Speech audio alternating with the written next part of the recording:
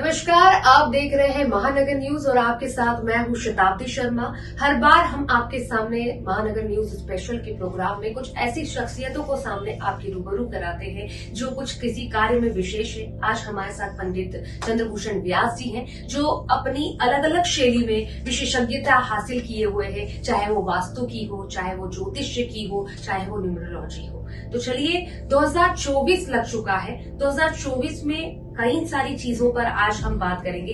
सिर्फ राशियों पर बात नहीं करेंगे, साल के बदलते हुए प्रभाव के बारे में बात करेंगे, सूर्य की स्थिति के बारे में बात करेंगे और उसी के साथ साथ जिस घर में आप रह रहे हैं उस घर में आपकी जो विचार शैली कैसे क्यों उत्पन्न होती है उस पर बात करेंगे।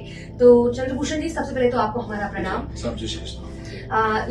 2024 लग चुका है, लेकिन हम ग्रहों की स्थिति नववर्ष हमारे हिंदू धर्म के अनुसार नहीं बदली है, तो इसको लेकर हम कैसे देखेंगे जनवरी को, फरवरी को, आप किस प्रकार से देखना चाहिए? अब अलग अलग स्थितियां होती है। देखिए, ज्योतिष के अनुसार क्या हो, ग्रहों की स्थिति तो जैसे जनवरी लगती है, 1 जनवरी लगेगी, 1 जनवरी 23, 1 जनवरी 24, 1 जनवरी 25, उसमें ग्रहों की स्थिति कहीं बदलती नहीं, ऐसा नहीं, कुछ नहीं होता। लकीली यदि कोई ग्रह बदल जाए तो एक बात अलग होती है, लेकिन इस बार की स्थिति में कोई सा ग्रह ऐसा नहीं बदलता दिखाई देता।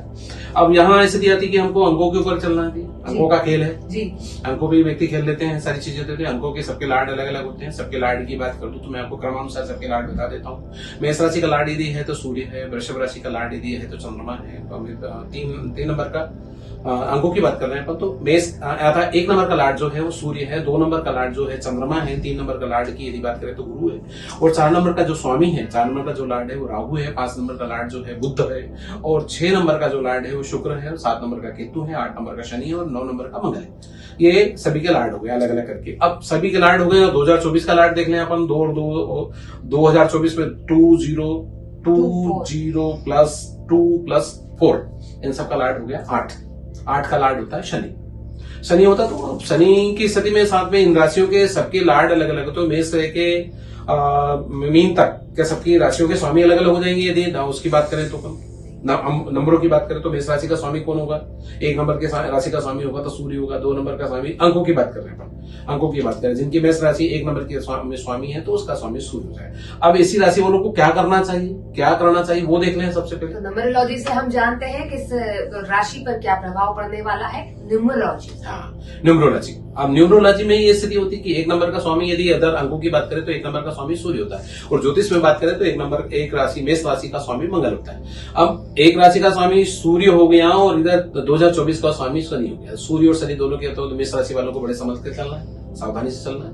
ऐसी स्थिति बनती तो शिव जी की आराधना करना, शिव जी के जलाभिषेक करें, भगवान का रुद्राभिषेक कर लें, शिव जी के प्रणाम कर लें, शिव चालीसा का पाठ कर लें, अधिक से अधिक जो है शिव जी से रिलेटेड काम करें तो निश्चित है। क्योंकि और यदि नहीं कर पाते तो गणेश जी की आराधना हो। तुम ब्रह्मा, तुम विष्णु, तुम रुद्रस्तम, अग्निस्तम, वायुस्तम। गणेश जी भी एक ऐसे देवता है कि सूर्य, ब्रह्मा, चंद्र आदि से भी देवता है, तो उसको सकारात्मक है। 2 नंबर का स्वामी चंद्रमा होता है। चंद्रमा आदि 2 नंबर का स्वामी चंद्रमा होता है और 2024 का स्वामी शनि होता है। शनि और चंद्रमा दोनों की युति देखें हम तो दोनों की युति शनि और चंद्र दोनों आपस में मिल जाते तो विषयोग बन जाता है। विषयोग बन जाता है तो 2 नंबर के राशि वालों को अर्थात वृषभ राशि वालों को बड़ी सावधानी से निकलना चाहिए।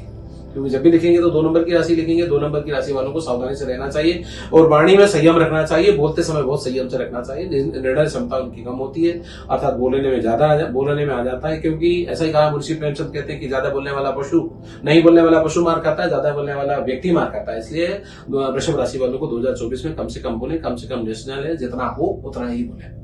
और 3 नंबर का स्वामी राशि गुरु है, गुरु और शनि के साथ में स्थिति है। तो 3 नंबर वाले अर्थात मिथुन राशि वाले बड़े पॉजिटिव हैं, उनके सारे सारी चीजें अच्छी होगी और उनके उत्तरोत्तर कार्य होते जाएंगे और डे टू डे उनकी उन्नति होती जाएगी। 4 नंबर का स्वामी राहु है, राहु और शनि के साथ में कोई दुश्मनी नहीं है, स्थिति बहुत अच्छी बनी हुई है। तो 4 नंबर वाले भी सुखी रहेंगे, यशस्वी रहेंगे। 5 नंबर का स्वामी देखें हम तो बुध है, और बुध और शनि के साथ में स्थिति है कि बुध ट्रांसजेंडर है हमारे ग्रहों के अनुसार, और बुध और शनि दोनों के साथ में मित्रता भी नहीं है तो दुश्मनी भी नहीं है, मित्र है, सममित्र है तो दोनों की आनंद की अनुभूति होगी। 5 नंबर वालों को तकलीफ। 6 नंबर वालों का राशि स्वामी बुध है और बुध के साथ में वो भी पॉजिटिव है, तो बुध और शनि के साथ में अच्छी स्थिति होगी। कन्या राशि वालों को भी तकलीफ का टाइम होगा। रही बात शुक्र की, तो 7 नंबर का स्वामी शुक्र है और 7 नंबर का जो लार्ड है वो केतु है। अब वो केतु और इधर शनि, 2024 का स्वामी शनि, बहुत बढ़िया। आप शताब्दी जी को जो आप याद हो गया कि 2024 का स्वामी शनि होगा, क्या करेगा। तो केतु और शनि दोनों के कारण से, क्योंकि केतु और शनि दोनों ये आपस में मिलते हैं तो इंग्लिश में इसको डोगन टेल बोला जाता है। टेल बजाना केतु की स्थिति तो सम है, वो भी बहुत ज्यादा स्थिति को नहीं नाजुक नहीं करेंगे, स्थिति पॉजिटिव करेंगे, थोड़ा सा होश पोश बना रहेगा, स्थिति बनी रहेगी, निर्णय क्षमता में इनमें कमी आएगी तथा और पारिवारिक जो संबंध है उनमें थोड़ा सा कहीं ना कहीं खटाव आ सकता है। इसलिए स्थिति को 7 नंबर वाले को यह देखना चाहिए। 8 नंबर का जो लार्ड है वो कौन है? शनि है। 8 नंबर और इधर 8 नंबर दोनों का शनि है, दोनों की मित्रता अच्छी होगी। 8 नंबर वालों का विवाह नहीं हुआ तो विवाह हो जाएगा, विवाह होने के बाद ये स्थिति। 8 नंबर राशि वाइज बोल रहा हूँ मैं, राशि की बात नहीं कर रहा हूँ। 8 नंबर का राशि स्वामी ज्योतिष के अनुसार तो मंगल होता है, लेकिन 8 नंबर का जो राशि है वो वृश्चिक है और वृश्चिक का स्वामी जो है न्यूमरोलॉजिकली शनि है। शनि की स्थिति वहां से पॉजिटिव है। 9 नंबर का स्वामी जो होता है वो मंगल है, और मंगल और शनि दोनों के बीच में आपस में मते की भी हैं और समशत्रु हैं, सममित्र नहीं है, समशत्रु हैं। दोनों की स्थिति बड़ी नाजुक बनी हुई है, तो धनु राशि वालों को भी समझ के चलना चाहिए, सावधानी से चलना चाहिए।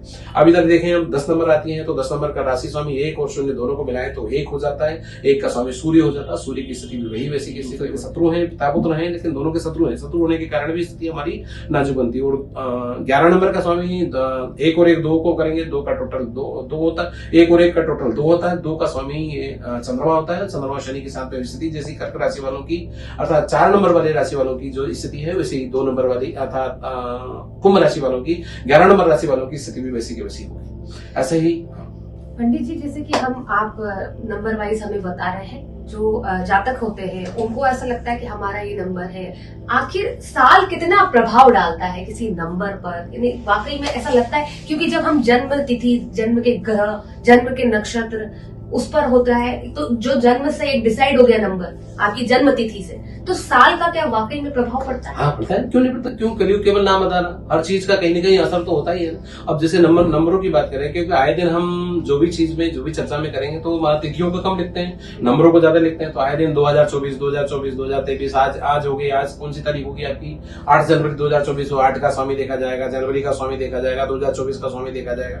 इन दोनों के न्यूमरोलॉजिकली यदि न्यूमरो से एक्सपर्ट जो है उन राशियों के स्वामी को देखकर सारी चीजों को गणना करते हैं कि भैया आज फलानी तारीख को ये काम करना चाहिए, तारीख को नहीं करना चाहिए। उन राशि का स्वामी और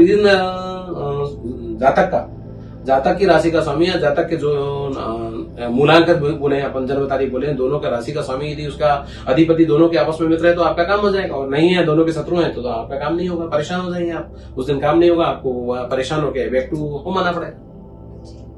ऐसे कुंभ के साथ में 2 हो गया था, तीसरा और है 12 राशि। 12 नंबर का 3 होता है, 1 + 2 दोनों का 3 होता है। 3 का जो लॉर्ड होता है वो जुपिटर होता है, गुरु होता है। गुरु और शनि के साथ में दोनों की स्थिति कोई शत्रुता नहीं है, इसलिए मीन राशि वालों को भी बड़ा सुख देने वाला और अच्छा देने वाला है न्यूमरोलॉजिकल के अनुसार। अब उनका मूलांक भी देख लिया जाए, ऐसा नहीं कि ये राशियों से उन्होंने मैच कर लिया, राशियों से मैच कर लिया तो एक अपना एक्सपेरिमेंट है जिसमें रिसर्च करेंगे अपन। हमने अपना रिसर्च किया है ऐसा कि इन राशि वालों का स्वामी भी ऐसे अंकों से इसको देखा जा सकता है, जिससे कि उसको सकारात्मक और कितना नकारात्मक मिलेगा उसके अनुसार भी उसका ग्रेड ऑर्डर किया जाए, तो वो भी देखने को हम मिल रहे हैं। तो उनका मूलांक भी देखा जाए। मूलांक देखा जाए तो मूलांक कैसे होगा? जैसे किसी का जन्म तारीख है 22 है, अब 22 का मूलांक कैसे निकलेगा? 2 और 2 4 होगा। 4 का राशि स्वामी 4 नंबर का अंक का स्वामी कौन होगा? राहु होगा। अब राहु शनि की क्या स्थिति है वो देखी जाए। अब 5 और 6 देख लिया, 15 किसी की जन्म तारीख है, 5 और 6 होगा। 6 का कौन होगा? शुक्र होगा। शुक्र और शनि की क्या पोजीशन है, कितनी मित्रता, उसके अनुसार उसको देखा जाए। तो इसे अंकों का स्वामी और वर्ष के स्वामी दोनों की मित्रता देखी जाए, दोनों की शत्रुता देखी जाए, और समशत्रु कितने हैं, सममित्र कितने हैं, ऐसी स्थिति देखी जाए तो निश्चित है कि उनको लाभ मिलेगा और उसके अनुसार कार्य करते जाए तो लाभान्वित होंगे। सभी लोगों को बहुत सारी शुभकामनाएं। 2024 अच्छी तरह मनाएं, आनंद के साथ, अनुभूति के मनाएं। डराया नहीं जा रहा है, सिर्फ बताया जा रहा है आपको ये, और ये सिर्फ सलाह दी जा रही है कि आपको ऐसा नहीं ऐसा करना है। तो ये तो बात की हमने न्यूमरोलॉजी की। अब बात करते हैं शादी की। जिनकी शादी होने वाली है 2024 में, उसको लेकर क्या आपका गणित कहता है? बहुत बढ़िया है शादी। तो देखिए बड़ा करते हैं बहुमूल्य रत्न हो गया है। शादी होना इन्हें बड़ा आजकल का बड़ा काम हो गया कि हर व्यक्ति को नात्या सने नाति दूरे नाति उग्रे नाति दुर्लभे प्रतिहीने से मूर्खे से सठ सुकन्या न देते, जिसका ज्यादा दूर न रहती हो, ज्यादा पास न रहता हो, ज्यादा मोटा न हो, ज्यादा दुबला न हो और मूर्ख न हो, निकम्मा न, 6 अवगुणों से रहित, जिनके पास यदि बार वधु मिल जाए तो लाभान्वित हो जाता है, लाभान्वित हो जाता है। चांदी होगी जिन जातकों का विवाह होने वाला है। गुरुजी, जैसे एक नॉर्मल क्वेश्चन हमारा महानगर न्यूज में हम जाते जाते उन लोगों के लिए भी एक मैसेज आपके थ्रू चाहते हैं जो लोग अपने घर में रह रहे हैं और उन घर में रहने के बाद भी चिंतित है, तो उन चिंता का विषय क्या होता है? क्योंकि रह तो घर में रहे, व्यक्ति घर में नहीं रहेगा तो कहाँ रहेगा? जी बराबर। अब स्थिति देख ली, घर निर्मित हो गया, आपका सब कुछ हो गया और तोड़ना फोड़ना हर व्यक्ति के बस का नहीं होता है। अब उसको कैसे व्यवस्थित किया जाए? सबसे पहले तो आग्नेय कोण को देख लिया जाए, ईशान कोण को देख लिया जाए, नॉर्थ वेस्ट को अर्थात वायव्य कोण को देख लिया जाए और साउथ ईस्ट को देख लिया जाए। साउथ ईस्ट को देख लिया जाए, साउथ ईस्ट को, नॉर्थ ईस्ट को देख लिया जाए। जब तक उनके कोने निश्चित नहीं होंगे, ब्रह्मस्थान निश्चित नहीं होगा तो व्यक्ति सुखी नहीं होता है। आग्नेय कोण में यदि उन्होंने वाटर प्लेस बना रखा है, आग्नेय कोण में उन्होंने दरवाजा बना रखा है, आग्नेय कोण में सारी चीजें रखी, तो वहां की व्यक्ति क्या होती है, महिलाएं बार बार बीमार होती रहती है। वहां का यदि वहां आग्नेय कोण में उन्होंने पानी का स्थान बना रखा है तो अग्नि और पानी दोनों का संबंध बराबर नहीं होता। अग्नि तत्व और जल तत्व तो दोनों आपस में एक दूसरे के विपरीत हैं, दोनों एक दूसरे के विरोधी हैं। विरोधी होने के कारण वैसे डिस्टर्बेंस होगा तो परेशान होंगे। ऐसा ही हमारे साउथ वेस्ट को देखें, साउथ वेस्ट में नैऋत्य कोण भी, नैऋत्य कोण में आपने वहां कोई सेप्टिक टैंक बना रखा है, नैऋत्य कोण को आपने नीचा कर रखा है, नैऋत्य कोण आपका व्यवस्थित नहीं है, नैऋत्य कोण आपका सुरक्षित नहीं है, स्वस्थ नहीं है, ऐसी स्थिति नहीं है, तो नैऋत्य कोण भी आपका इनबैलेंस है, तो वहां का रहने वाला जातक भी परेशान होगा। तो नैऋत्य कोण को भी व्यवस्थित करके रखें और वास्तु के अनुसार उसकी रेमेडी करके रखें तो निश्चित ही आपको लाभ देगा। ऐसे नॉर्थ ईस्ट सबसे बड़ा घर का यदि होता है तो नॉर्थ ईस्ट होता है, जहां से एनर्जी का जो है जनरेट होता है, एनर्जी का जो ऊर्जा का फ्लो होता है, ऊर्जा का जो प्रवाह होता है नॉर्थ ईस्ट से होता है। नॉर्थ ईस्ट आपका पॉजिटिव नहीं तो नॉर्थ ईस्ट निश्चित ही आपको तकलीफ देने वाला है। तो नॉर्थ ईस्ट को भी इतना पॉजिटिव करके रखें। जैसे हमारे यहाँ वास्तु में बोला जाता है कि नॉर्थ ईस्ट में आपको पूजा प्लेस रखना चाहिए, नॉर्थ ईस्ट में आपको तुलसी रखना चाहिए, नॉर्थ ईस्ट में कोई सकारात्मक ऊर्जा वाला कोई ऐसा इंस्ट्रूमेंट रखना चाहिए, नॉर्थ ईस्ट में आपको कोई ऐसे पेड़ पौधे लगाना चाहिए जिससे नॉर्थ ईस्ट तो आपका पॉजिटिव हो है। तो वहां रहने वाला जाता यदि इन सारे दिशाओं को देख लेता, सबसे 3 दिशाओं को देख लेता, आग्नेय कोण को देख लेता, अर्थात साउथ ईस्ट को देख लेता, नॉर्थ ईस्ट को देख लेता और साउथ वेस्ट को देख लेता। ये तीनों दिशाएं यदि आपकी बैलेंस हो गई तो निश्चित प्रकृति आपके साथ होगी और आप सुखी रह सकते हैं, संपन्न रह सकते हैं।